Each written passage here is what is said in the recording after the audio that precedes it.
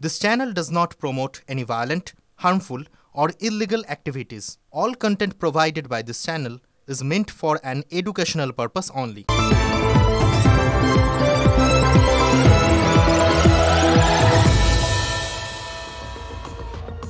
নমস্কার, টিভি9 বাংলায় আপনাদের স্বাগত জানাই। 7টা মানে সন্ধ্যে 7টা মানে সুপার প্রাইম টাইম। আজ সুপার প্রাইম টাইমে আমি শুভজিৎ রয়েছি আপনাদের সঙ্গে।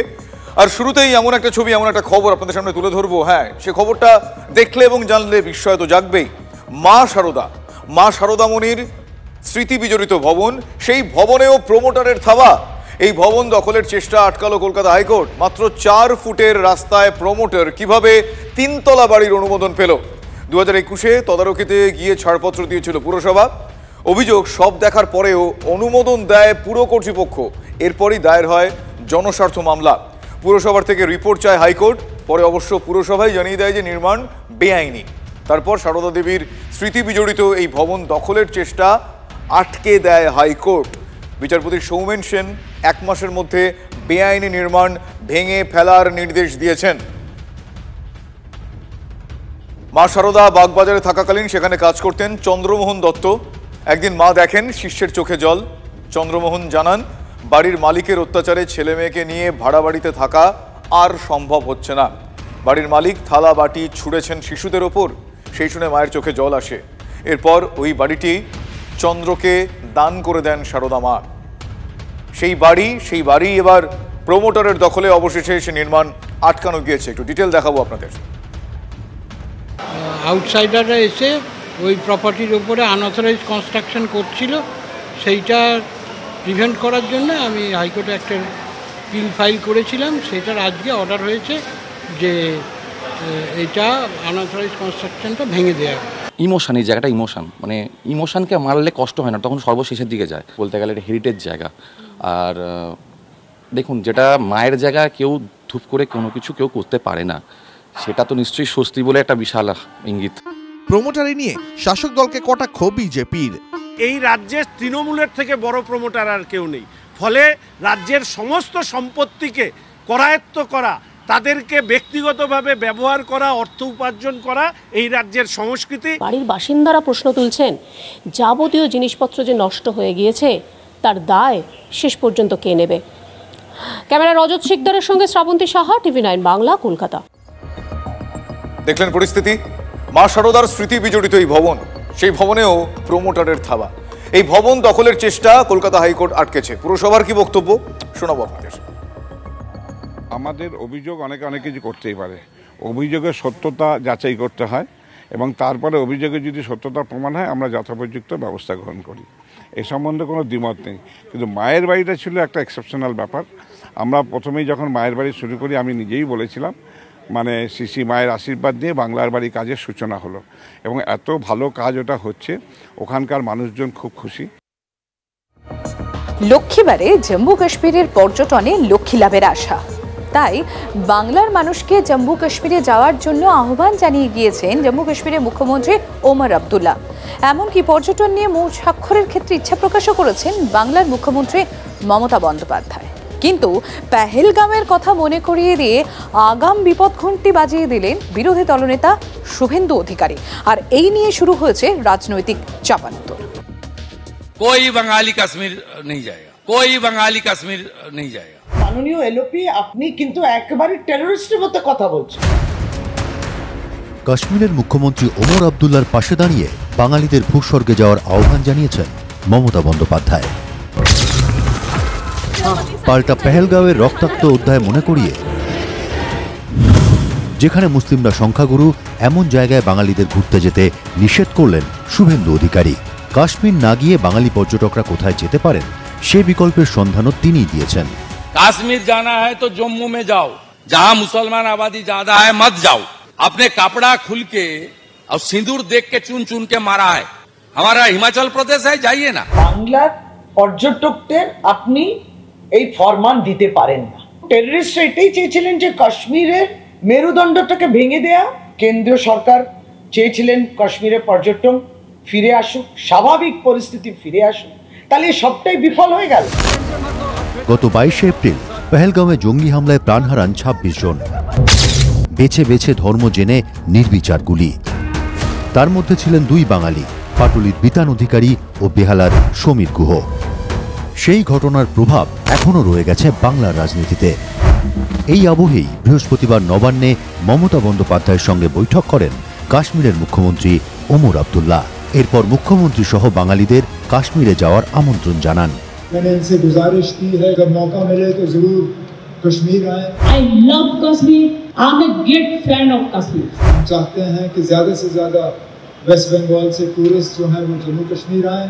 I request the industrialists and the tourism sector to have some more with government to government. পেহেলগাঁওয়ে জঙ্গি হামলায় মার খেয়েছে কাশ্মীরের পর্যটন। পেহেলগাঁওয়ের হোটেল অ্যান্ড ওনার্স অ্যাসোসিয়েশনের দাবি, এই মুহূর্তে ওই এলাকার 1,500 হোটেলে বুকিং কমেছে উল্লেখযোগ্য হারে।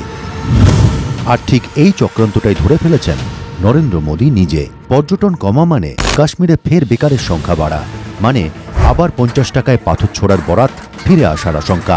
শুধু তাই নয়, বেছে বেছে হিন্দু হত্যার পিছনেও যে দেশকে টুকরো করার চক্রান্তই ছিল, সেটাও প্রধানমন্ত্রী নিজেই বলেছিলেন।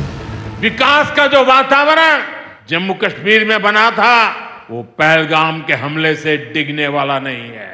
जम्मू कश्मीर के आप सभी लोगों को और आप सबसे नरेंद्र मोदी का वायदा है, कोई भी बाधा अगर रुकावट बनती है तो उस बाधा को पहले मोदी का सामना करना पड़ेगा। স্বামী বিবেকানন্দর সময় থেকে কাশ্মীরের সঙ্গে বাঙালির নিবিড় সম্পর্ক। এর মধ্যে গত 3রা জুলাই থেকে শুরু হয়েছে অমরনাথ যাত্রা। পেহেলগাঁও বেস ক্যাম্প হয়েই ও পথে যেতে হচ্ছে সবাইকে। বহু বাঙালি ইতিমধ্যেই অমরনাথ গিয়েছেন, আরও অনেকে যাওয়ার প্রস্তুতি নিচ্ছেন।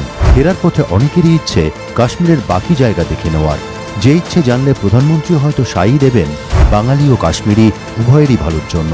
তাই বিরোধী দলনেতা যখন বাঙালিদের কাশ্মীর না যাওয়ার আবেদন জানান, তখন তার যৌক্তিকতা নিয়ে প্রশ্ন ওঠাই স্বাভাবিক। Bureau report, TV9 Bangla. বাঙালি পরিযায়ী শ্রমিক নাকি বাংলাদেশি, আর এই প্রশ্নেই বাকযুদ্ধ চলছে তৃণমূল কংগ্রেস এবং বিজেপির মধ্যে। ওড়িশায় আপনারা জানেন ইতিমধ্যেই ওড়িশায় আটক 444 জন পরিযায়ী শ্রমিক। আটক করা হয়েছিল বাংলাদেশি সন্দেহে, যে কারণে শুরুতেই প্রশ্নটা করলাম। ওড়িশার মন্ত্রীর বিস্ফোরক দাবি যে এর মধ্যে 335 জনেরই নথিপত্র ভুয়ো, মানে আধার কার্ড, ভোটার কার্ড সবই নাকি ভুয়ো, এবং সবাই এই রাজ্যে মানে পশ্চিমবঙ্গের বাসিন্দা। আর এই রিপোর্ট হাতে পেয়েই অনুপ্রবেশ নিয়ে বিজেপি খুব স্বাভাবিকভাবেই সরব হয়েছে।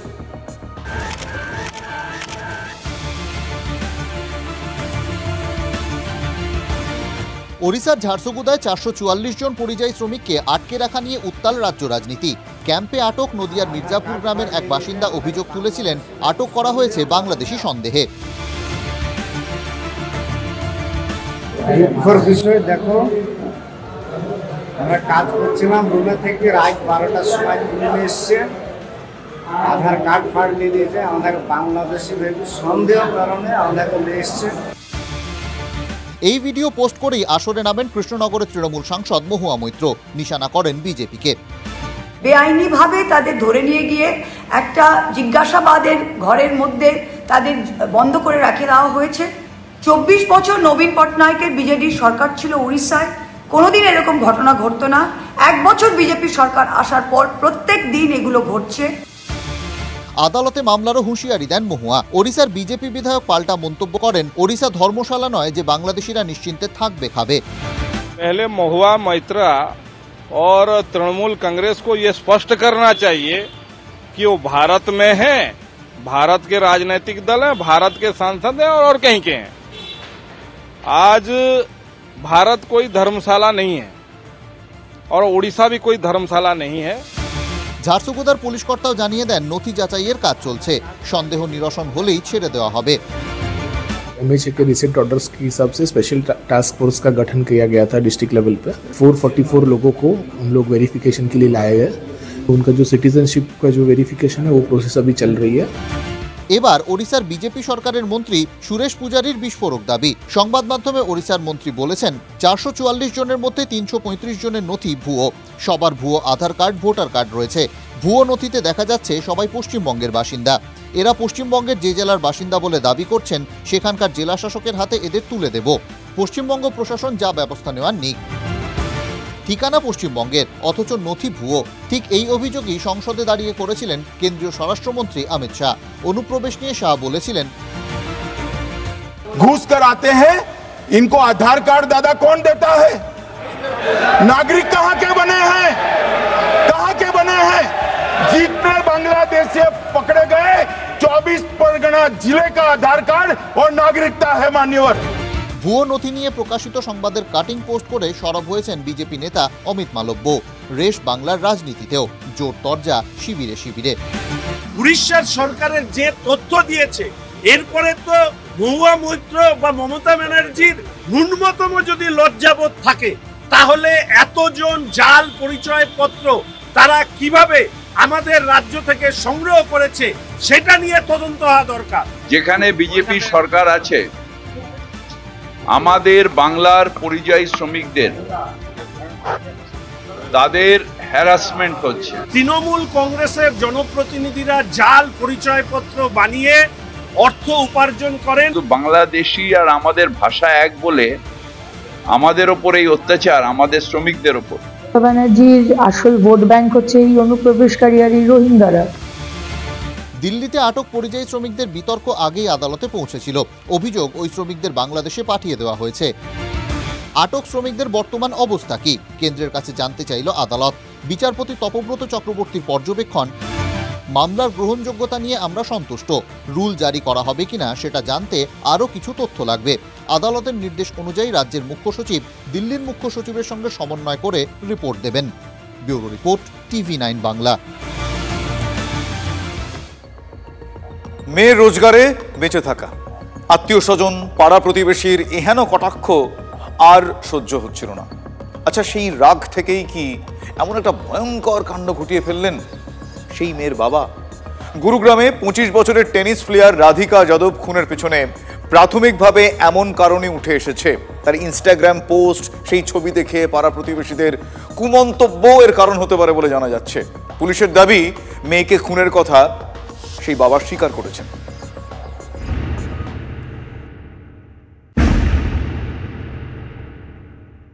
মেয়ের উপার্জনে বসে বসে খান বাবা।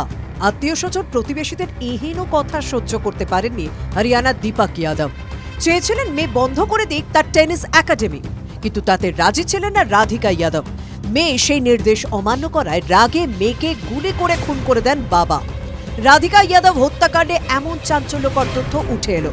বৃহস্পতিবার হাড় হিম করা ঘটনাটি ঘটেছে গুরুগ্রামে।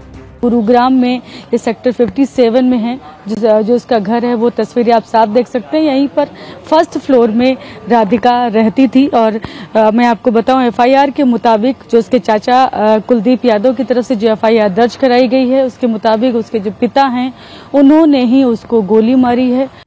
প্রাথমিকভাবে জানা গিয়েছে বৃহস্পতিবার সকালে বাবা মেয়ের ঝগড়া চরমে ওঠে। বাড়িতে লাইসেন্সড পিস্তল থেকে মেয়েকে গুলি করে খুন করে বাবা। মেয়েকে লক্ষ্য করে পর পর গুলি করে বাবা। রাধিকার গলায় ও পিঠে গুলি লাগে। ফ্ল্যাটের নিচে থাকেন রাধিকার কাকা কুলদীপ। কাকা এসে দেখেন রাধিকার রক্তাক্ত অবস্থায় মেঝেতে লুটিয়ে পড়ে আছেন। রক্তে ভেসে যাচ্ছে রান্নাঘর। কাকাই রাধিকাকে নিয়ে হাসপাতালে ছুটে যান। চিকিৎসকরা রাধিকাকে মৃত ঘোষণা করেন। কুলদীপই পুলিশকে খবর দেন এবং FIR দায়ের করেন। পুলিশ এসে মৃতার বাবাকে গ্রেপ্তার করেছে। ঘটনাস্থল থেকে খুনে ব্যবহৃত পিস্তলটি উদ্ধার হয়েছে। বৃহস্পতিবার ছিল রাধিকার মায়ের জন্মদিন। মায়ের জন্য স্পেশাল কিছু বানাতেই রান্নাঘরে ঢোকেন তিনি। সেই সময় পিছন থেকে গুলি করে খুন করেন বাবা। প্রাথমিক জেরায় দীপক মেয়েকে খুনের কথা স্বীকার করে নিয়েছেন। टेनिस प्लेयर थी और फिलहाल ये कोई अपनी टेनिस एकेडमी चला रही थी। इसके पिता के द्वारा इसको गोलियां मारी गई हैं, जिसको पुलिस के द्वारा अरेस्ट कर लिया गया है और उससे पूछताछ की गई तो उन्होंने इस घटना को अंजाम देना स्वीकार किया है। मतलब जिस वक्त उसके पिता ने उसको मारा गोली से, उस वक्त घर में सिर्फ पिता, माँ और खुद राधिका, उसके अलावा कोई भी उस वक्त नहीं था। इसमें पुलिस को मालूम हुआ है कि जो मृतक है उसको 3 गोलियां कुल मिलाकर के लगी हुई हैं और एक्यूज के ब्रदर के द्वारा पुलिस की कंप्लेंट फाइल की गई है। রাধিকা হরিয়ানার হয়ে রাজ্য স্তরে টেনিস খেলতেন। মালয়েশিয়া কুয়ালালামপুরেও খেলে এসেছেন রাধিকা। তার কাঁধে চোটের জন্য সম্প্রতি খেলা ছেড়ে একটি একাডেমি তৈরি করেন রাধিকা। সেখানে ছোট ছোট ছেলেমেয়েদের টেনিসের প্রশিক্ষণ দিতেন। फिलहाल गुरुग्राम पुलिस जो है वो इसमें जांच कर रही है कि आगे मामला सच में यही है या कुछ और है। इस पर पुलिस जांच के बाद ही आगे बता सकती है। फिलहाल इन्वेस्टिगेशन चल रही है। আইসিকে অনুব্রত মণ্ডলের হুমকি মামলায় বীরভূমের পুলিশ সুপারের হাজিরা বিতর্কে এবার হস্তক্ষেপ কলকাতা হাইকোর্টের। জাতীয় মহিলা কমিশনের কাছে 14 জুলাই পুলিশ সুপারকে ভার্চুয়ালি হাজিরার নির্দেশ বিচারপতি তীর্থঙ্কর ঘোষের।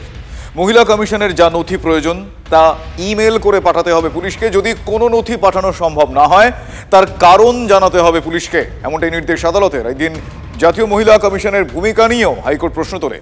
তদন্তকারী সংস্থার কাছে কিভাবে হস্তক্ষেপ করছে এবং তাদের কাজে কিভাবে হস্তক্ষেপ করছে জাতীয় মহিলা কমিশন, এ প্রশ্ন তোলা হয়। কোন ধারা যুক্ত হবে, কোনটা যুক্ত হবে না তা নিয়ে কিভাবে নির্দেশ দেয় কমিশন, প্রশ্ন তুলেছেন বিচারপতি। কোনো নির্দেশ দিইনি, শুধু পরামর্শ দিয়েছি, এমন সওয়াল জাতীয় মহিলা কমিশনের। নমস্কার, টিভি9 বাংলায় আপনাদের আরো একবার স্বাগত জানাই। সুপার প্রাইম টাইমে আমি শুভজিৎ রয়েছি আপনাদের সঙ্গে। অষ্টম শ্রেণীর পড়ুয়ারা তারা কি শিখছে বলুন তো? ব্ল্যাকবোর্ডে শিক্ষক তাদের শেখাচ্ছেন অ আ ক খ, স্বরবর্ণ ব্যঞ্জন বর্ণ। ভাবতে পারছেন, ব্ল্যাকবোর্ডে লিখে লিখে ক্লাস 8-এর পড়ুয়াদের এই স্বরবর্ণ ব্যঞ্জন বর্ণ শেখানোর ছবি নজরে আসছে। অবাক হচ্ছেন জানি, ক্লাস 8-এ পড়া ছাত্রছাত্রীদের অক্ষর জ্ঞান নেই, সে কারণে এই ব্যবস্থা করতে বাধ্য হচ্ছেন শিক্ষকরা। এই আজব ছবি, এই ভয়াবহ ছবি দেখতে পাওয়া গিয়েছে ওল্ড মালদার শাহাপুরের একটি স্কুলে। কিন্তু প্রশ্ন হচ্ছে, কেন এমন হাল হলো সেটা জানতে আসুন একটু বিস্তারিতভাবে দেখি। ছোট খোকা বলে অ আ, শেখেনি সে কথা কওয়া। সহজ পাঠের সেই অক্ষর চেনানোই চলছে ক্লাসরুমে। তবে এখানে তা হচ্ছে কথা শেখার অনেক পরে। শুনলে চমকে উঠবেন, অক্ষর জ্ঞানের এই সহজ পাঠ দেওয়া হচ্ছে ক্লাস 8-এর ছাত্রছাত্রীদের। মালদার বিমল দাস মাধ্যমিক শিক্ষা কেন্দ্রের ক্লাসরুমের ব্ল্যাকবোর্ডে লিখে শিক্ষক অক্ষর চেনাচ্ছেন অষ্টম শ্রেণীর ছাত্রছাত্রীদের। অক্ষর জ্ঞান যে হয়নি, ছাত্রছাত্রীদের সঙ্গে কথা বলতেই তা পরিষ্কার। কি শিখছিলে তোমরা এখন? ব্যাকরণ। ব্যাকরণ কি কি? ব্যঞ্জন বর্ণ, স্বরবর্ণ। হ্যাঁ, ব্যঞ্জন বর্ণ, স্বরবর্ণ। কি পড়ছিলে? অ আ। মানে শিখছিলে? হ্যাঁ। আর কি? ক খ। ক খ। হাতে খড়ির পর নার্সারিতেই যা শেখার কথা, ছাত্রছাত্রীরা সেই অ আ ক খ শিখছে ক্লাস 8-এ। স্বাভাবিকভাবেই প্রশ্ন ওঠে, অষ্টম শ্রেণীর সিলেবাসের তবে কি হবে? ক্লাস 7-8-এর ছাত্রছাত্রীকে অ আ শেখাতে? হ্যাঁ, শেখাতে হচ্ছে, নাম ধাম শেখাতে হচ্ছে, অনেক কিছু শেখাতে হচ্ছে। কিন্তু শিখিয়েও তো আমরা শেখাতে পারছি না অতটা করতে, কারণ মাথায় নিতে পারছে না সব। ক্লাস 8-এর বাচ্চাকে অ আ শেখাতে হবে? এখন অ আ শেখাতে হবে। গার্জিয়ানরা 1 নম্বর একটা দায়ী আছে। সরকারি পদক্ষেপেরও কত কিছু ভুল আছে, কারণ এই যে পাস ফেল নেই, পাস ফেল না থাকাতে এরা পড়াশোনার আগ্রহটা হারিয়ে ফেলছে। ওল্ড মালদার শাহাপুরের এই স্কুল 5ম থেকে 8ম শ্রেণী পর্যন্ত। স্কুলে নিয়মিত মিড ডে মিলের ব্যবস্থা করা হয়। রান্নার কাজে রয়েছেন 4 জন স্বয়ম্বর গোষ্ঠীর মহিলা। পরিবেশনে হাত লাগান শিক্ষকরাও। তবু স্কুল মুখ করা যায়নি ছাত্রছাত্রীদের। খাতায় কলমে 30 জনের নাম থাকলেও রোজ গড়পড়তা 5 থেকে 7 জনই মাত্র স্কুলে হাজির হয়। একদিন স্কুলে আসে, 4 দিন আসে না। স্কুলে তারা কন্টিনিউয়াস আসে না, যার ফলে পড়াশোনাটা একবারে পিছিয়ে পড়ে। যে বাবা মা থাকছে না, নিডি ফ্যামিলি, খুবই গরিব, এরা স্কুল আসতে চাইছে না, ডেকে ডেকে আনতে হচ্ছে। বাচ্চারা আসছে না, এখন অন্য কিভাবে আমরা করবো নিজেরাই বুঝতে পারছি না। এমএসকে, এসএসকের মতো শিক্ষা কেন্দ্রগুলির এমন বেহাল দশার কথা অস্বীকার করেননি জেলা পরিষদের শিক্ষা কর্মাধ্যক্ষ। অবশ্য এই জন্য অভিভাবকদের ওপর দায় চাপিয়েছেন তিনি। শুধু স্কুলে যে সুবিধাটা মমতা বন্দ্যোপাধ্যায় দিচ্ছেন সেটা গ্রহণ করার জন্যই ওরা যাচ্ছে। স্কুলের সুবিধা বলতে বইপত্র পাচ্ছে, স্টাইপেন্ড পাচ্ছে, খাবার পাচ্ছে, হ্যাঁ, দুপুরবেলার, সেটার জন্য যাচ্ছে। অভাবের জন্য হয়তো যাচ্ছে, স্কুলে পাঠাচ্ছে, কিন্তু লেখাপড়াটা তাদের কাছে মুখ্য নয়, এটা গৌণ হয়ে যাচ্ছে। একসময় এই স্কুলেই নাকি 600-র বেশি ছাত্রছাত্রী ছিল। এখান থেকে পাশ করেই অনেকে আজ সমাজে প্রতিষ্ঠাও পেয়েছেন।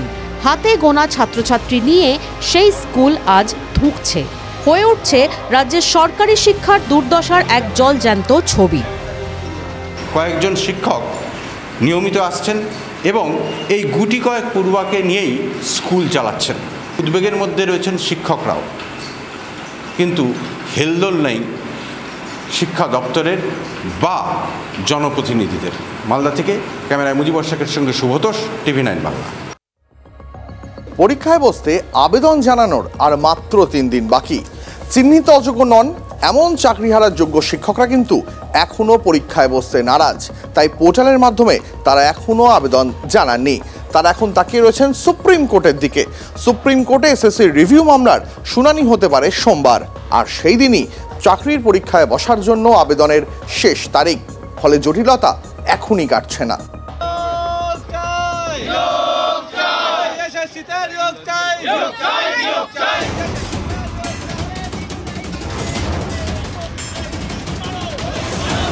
দু 2016 যোগ্যরা আপাতত পরীক্ষা অ্যাপ্লাই করা থেকে বিরতই থাকছে। বিরতই রয়েছি আমরা, এখনো পর্যন্ত করিনি, মানে ম্যাক্সিমামই আমরা করিনি এখনো পর্যন্ত।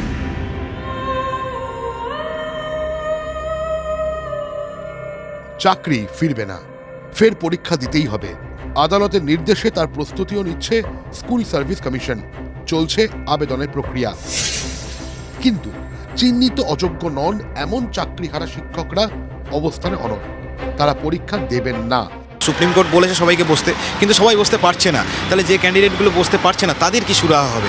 এইগুলো না জেনে আমরা ফর্ম ফিল আপের দিকে যেতে চাইছি না। তাই বারবার স্কুল সার্ভিসকেও বলছি, আমরা কোর্টেও বলছি যে ফর্ম ফিল আপের ডেটটা যেন এক্সটেন্ড করা হয় বা স্টে আসুক। সরকারি পোর্টালের মাধ্যমে পরীক্ষায় বসার আবেদন জানানোর সময়সীমা শেষ হচ্ছে সোমবার 14 জুলাই। সূত্রে খবর এখনো পর্যন্ত 3.5 লক্ষ আবেদন জমা পড়েছে। বেশিরভাগই অযোগ্য বলে চিহ্নিত, আর যোগ্যরা তাকিয়ে আছেন সুপ্রিম কোর্টের দিকে।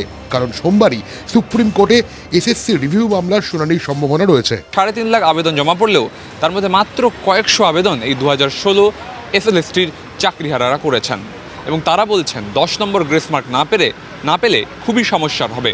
10 নম্বর গ্রেস মার্ক না দিলে, যে এক্সপিরিয়েন্স নাম্বার না দিলে আমরা যে ফ্রেশারদের সাথে আমাদের কম্পিটিশন করা খুব টাফ হয়ে যেত। এই পজিশনে আমরা 10 বছর আগে যেভাবে পড়াশোনা করেছি, এই সিচুয়েশনে আমরা সেভাবে পড়াশোনাটা করতে পারবো না। সূত্রে খবর এই বিষয়ে এসএসসি কর্তৃপক্ষের বক্তব্য, পরীক্ষা দেওয়া ছাড়া আর কোনো উপায় নেই।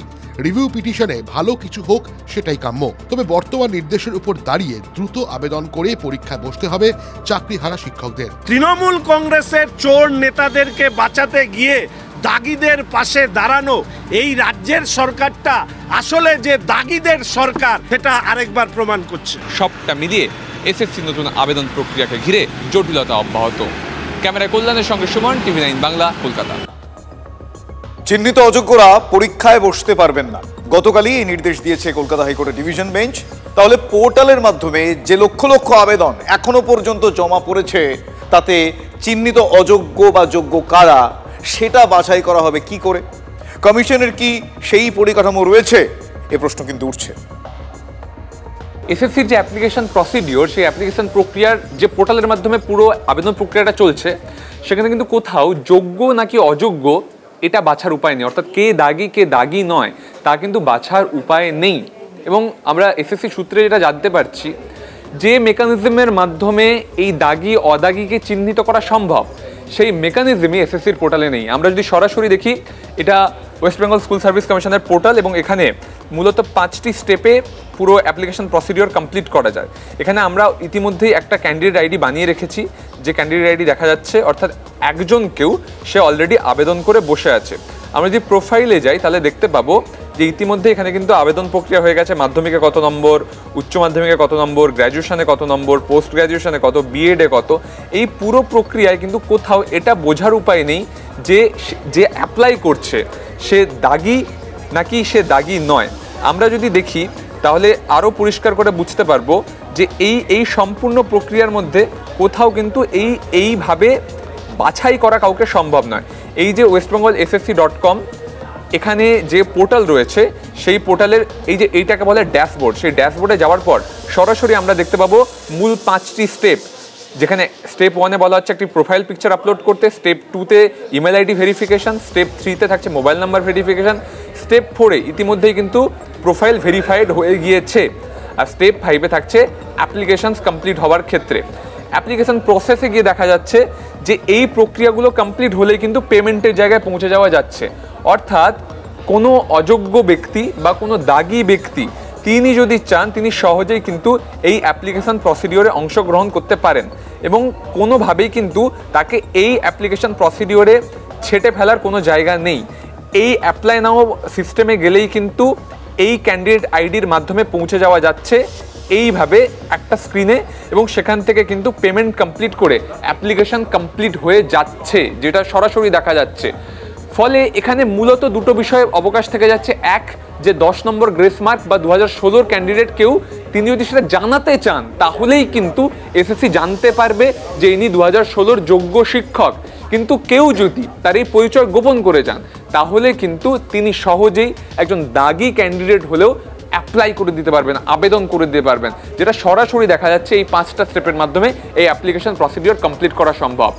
এরপরে এসএসসির যে ফিল্টারাইজেশন প্রক্রিয়া থাকছে তা থাকছে একদম ভেরিফিকেশনের জায়গায়। ভেরিফিকেশনে চাইলে এসএসসি এই দাগিদের ছেড়ে ফেলতে পারে, কিন্তু তার আগে এই ওয়েবসাইটে, এই পোর্টালে হেন কোনো সুযোগ নেই যেখানে কিন্তু দাগিদের চিহ্নিত করা যাবে। ক্যামেরা অরিতের সঙ্গে সুমন, TV9 বাংলা, কলকাতা। অন্যদিকে বিদ্যাসাগর বিশ্ববিদ্যালয়, সেখানে প্রশ্নপত্রে এর আগেও আপনাদের নিশ্চয়ই মনে আছে বিপ্লবীদের কোট আনকোট সন্ত্রাসবাদী আখ্যা দেওয়া হয়েছিল। 2023 সালের সেই প্রশ্নপত্র TV9 বাংলার হাতে।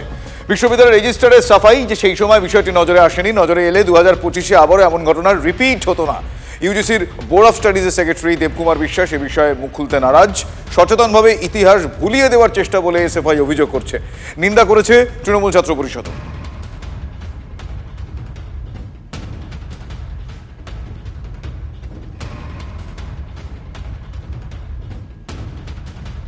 সেই প্রশ্নপত্রের ছবি আপনারা দেখছেন, যেখানে উল্লেখ করা হয়েছে সন্ত্রাসবাদী বলে, মনীষীদের সন্ত্রাসবাদী বলে উল্লেখ। TV9 বাংলার খবরের জের এবং জোর আমরা বলবো, কিভাবে বারবার একই ভুল ঘটছে সে প্রশ্ন আরও একবার উঠছে। বিদ্যাসাগর বিশ্ববিদ্যালয়ে আবারও এই ধরনের ভয়ানক ভুল কেন, সে প্রশ্ন আমরা আরও একবার রাখলাম।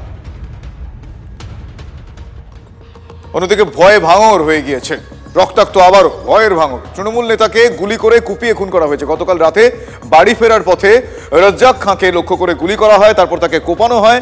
শওকত মোল্লা ঘনিষ্ঠকে বাইকে চেপে এসে হামলা চালানো হয়। গুলির পর ভাঙড়ের শওকত ঘনিষ্ঠকে কোপানো হয় বলে জানা যাচ্ছে। ঘটনাস্থলে ফরেনসিক টিম পৌঁছয়। শওকত মোল্লার ঘনিষ্ঠ তাকে মোটর বাইকে করে এসে গুলি চালায় দুষ্কৃতীরা, তারপর তাকে কুপিয়ে খুন করা হয়। রাজ্জাক খাঁ যার নাম, সেই সিসিটিভি ফুটেজ আপনাদের এই মুহূর্তে শুধুমাত্র TV9 বাংলার পর্দায় আপনারা দেখছেন। এক্সক্লুসিভ সেই ফুটেজ, ভয়াবহ ভয়ঙ্কর সেই ফুটেজ, ভয়ানক ভাঙরের সেই ফুটেজ। রক্তাক্ত অবস্থায় পাওয়া যায় রাজ্জাক খাঁকে। দলীয় কার্যালয় থেকে তিনি যখন বাড়ি যাচ্ছিলেন সেই সময়কার ফুটেজ। আমার সহকর্মী সৌরভ এই মুহূর্তে রয়েছে। সৌরভ, আমরা সেই ভয়াবহ ফুটেজ এই মুহূর্তে দর্শকদের দেখাচ্ছি। এখনো পর্যন্ত এই ঘটনায় আর কি কি কিনারা হয়েছে, আর কি কি সামনে আসছে? দেখো, বৃহস্পতিবার 9:45 নাগাদ এই ফুটেজ, যে ফুটেজ এক্সক্লুসিভলি TV9 এর হাতে এসেছে, এর ঠিক 15 মিনিট পরই সেই ভয়াবহ ঘটনা ঘটে চালতাবেরিয়ার রাস্তায়, যেখানে দুষ্কৃতীরা এসে রাজ্জাক খাঁকে গুলি করে এবং তাকে কুপিয়ে হত্যা করে যে অভিযোগ উঠেছে, তার প্রেক্ষিতে এই ফুটেজ। এবং সেখানে দলীয় বৈঠক ছিল, সেই দলীয় বৈঠক শেষে তিনি এই উল্টো দিকে, ঠিক পার্টি অফিসের উল্টো দিকে এক ব্যবসায়ীর কাছে যান এবং তার খোঁজ করেন। তার খোঁজ না পেয়ে তিনি বাড়ির পথে রওনা হন। তার মধ্যেই এই ঘটনা। এখনো পর্যন্ত শুভজিৎ, তোমাকে জানিয়ে রাখি যে ময়নাতদন্তের পর এখনো পর্যন্ত দেহ এসে পৌঁছয়নি। ফলে বিকেল 4টের সময় যে কর্মসূচি হওয়ার কথা ছিল সেটা এখনো সম্ভব হয়নি সংগঠিত করা। ধন্যবাদ সৌরভ।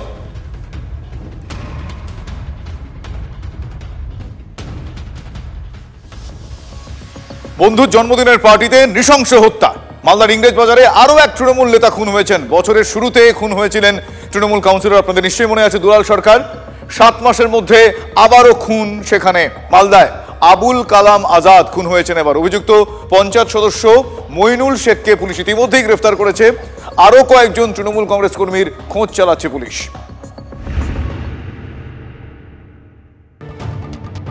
মালদায় একের পর এক তৃণমূল নেতা খুন হচ্ছেন।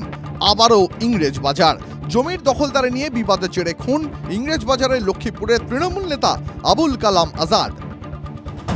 বৃহস্পতিবার রাতে বন্ধুর জন্মদিনে গিয়েছিলেন আবুল কালাম।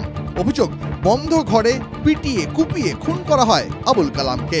অভিযোগ পঞ্চায়েত সদস্য মইনুল শেখের বিরুদ্ধে। পুলিশ মইনুল শেখকে গ্রেপ্তার করে। জমির দখলদারি নিয়ে দুপক্ষের মধ্যে গোলমাল চলছিল। নিহতের বিরুদ্ধেও জোর করে জমি দখল, জাল সার্টিফিকেট, জাল দলিল বানিয়ে জমি দখলের অভিযোগ রয়েছে।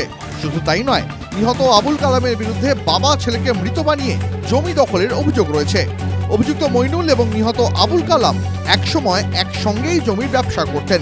সেই নিয়েই বিবাদ কিনা খতিয়ে দেখছে পুলিশ। পরিবারের যাবতীয় অভিযোগ মইনুলের বিরুদ্ধে। মাইনুল এবং মাইনুলের ছেলে নেতৃত্ব দিয়ে লড়াই মার্ডার করে। আমার ছেলের পার্টনার ছিল মাইনুল, লক্ষ্মীপুরে। আজমুল আছে বানিয়া গ্রামের, আরো কয়েকজন আছে। আবুল কালাম আজাদ আমার ভাগনা, ওর এরিয়াতে এসে বিজনেস করছে, তার প্রভাবটা হয়তো কমে যাচ্ছে, তাকে সেখানে বিজনেস করতে দিবে না, এইভাবে তাকে হুমকি দেওয়া হবে। তৃণমূল হতে পারে সবাই। অভিযুক্ত মইনুল শেখের বিরুদ্ধেও কম অভিযোগ নেই। অভিযুক্ত মইনুল শেখ একসময় ইংরেজবাজার পঞ্চায়েত সমিতির সদস্য ছিলেন। পঞ্চায়েত নির্বাচনের সময় তৃণমূলের টিকিট না পেয়ে কংগ্রেসে যোগ দেন। কংগ্রেসের টিকিটে লক্ষ্মীপুর গ্রাম পঞ্চায়েতে জয়লাভ করেন। পরবর্তী সময় আবার তৃণমূলেই যোগ দেন। তৃণমূল জেলা সভাপতি, মুখপাত্র সহ জেলার দলের তাবর তাবর নেতাদের সঙ্গেই তার নিবিড় সখ্যতা। যদিও তৃণমূল ব্লক সভাপতির দাবি, মইনুল তৃণমূলের কেউ নন। শেখ ও কংগ্রেস থেকে জিতেছে, ওকে কিন্তু ব্লক প্রেসিডেন্টের নিয়মে জয়েন করানো দরকার, কিন্তু আমি ওকে জয়েনিং করাইনি। ও তৃণমূলের ঝান্ডা নিয়ে এদিক ওদিক যাচ্ছে, আমি জানি না কে বা কারা ওকে জয়েন করেছে। তৃণমূল জেলা সভাপতি আবার অন্য যুক্তি দিলেন। মহিলা ঘটিত কারণেই নাকি খুন হয়েছেন আবুল কালাম। মহিলা ঘটিত কোনো ঘটনা ছিল, এর সাথে দলের কোনো সম্পর্ক নেই। দলের সাথে কোনোভাবে দলের কেউ জড়িত আছে কিনা আমরা জানি, পুলিশ তদন্ত করবে। চলতি বছরের জানুয়ারিতে খুন হন ইংরেজবাজারে তৃণমূল কাউন্সিলর দুলাল সরকার।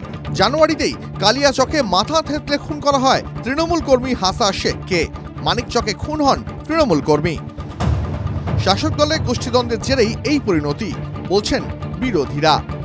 মাটির ব্যবসাকে কেন্দ্র করে বড় মুনাফা, তার ভাগাভাগিকে কেন্দ্র করে এদের মধ্যে গন্ডগোল বাঁধছে। ইললিগাল ব্যবসা করছে, জমি জায়গার ব্যবসাগুলো, তাদের সেই মুনাফার লাভের ভাগাভাগির গন্ডগোল থেকে এই ঘটনা ঘটেছে। যেটা দেখা যাচ্ছে, নৃশংসভাবে নির্মমভাবে তৃণমূল নেতা কর্মীরা খুন তো হচ্ছেই, কিন্তু খুনের মোটিভের ক্ষেত্রে দেখা যাচ্ছে জমি মাফিয়াদের যোগ এবং মোটা টাকার লেনদেনের ঘটনা। আর এই জায়গা থেকেই চরম মর্মস্থিতিতে এই মুহূর্তে মালদা জেলা তৃণমূল। মালদা থেকে ক্যামেরায় মুজিবর শেখের সঙ্গে শুভতোষ, TV9 বাংলা।